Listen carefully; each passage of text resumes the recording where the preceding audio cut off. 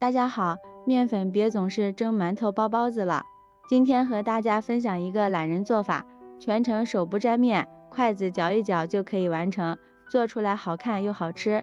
首先碗中准备300克的面粉，往里面加入1勺白糖，3克的酵母粉，先用筷子搅拌均匀，先放一旁备用。接下来小碗中准备50克的玉米面，玉米面是粗粮，平时多吃一些对身体特别好。然后倒入适量的开水，将玉米面烫一下，烫过的玉米面口感会更加细腻，吃起来不会滑嗓子。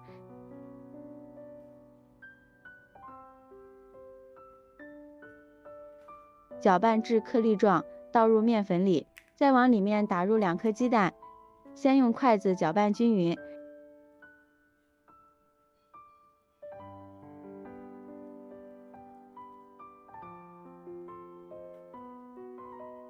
然后再倒入适量的牛奶，边倒边搅拌。我这里大约倒入了200克牛奶。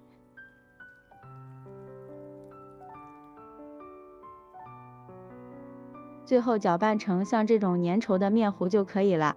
盖上盖子，放在温暖的地方醒发至2倍大。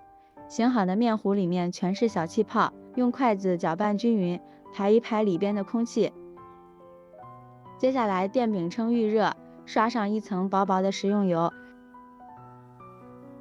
然后双手抹点食用油防粘，直接揪起一块面糊放入电饼铛里，用手给它按成中间薄两边厚的小饼。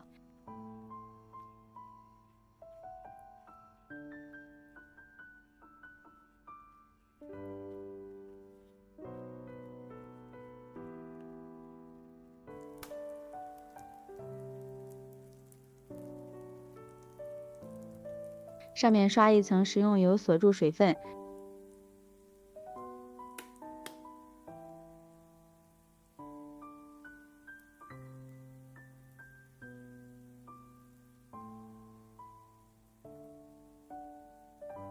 再撒点白芝麻增香。像这样表面出现密集的小气泡，就可以给它翻面了。哇，闻着就特别的香。朋友们，视频都看到这里啦，如果觉得我的视频对您有帮助的话，请用您发财的小手给我点个赞吧，感谢大家的支持。美食的诱惑无法阻挡，每一道美食都是生活的馈赠。煎至两面金黄就可以出锅了。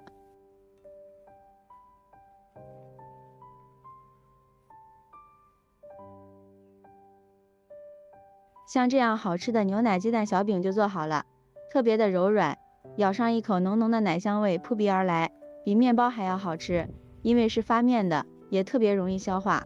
做法也特别的简单，不揉面，不擀面，新手一次也可以成功。如果你也喜欢，就抓紧收藏起来试试吧。喜欢我的视频记得点赞、关注、留言、转发哦，感谢您的支持。点我头像可以看到更多美食视频，咱们下期视频再见。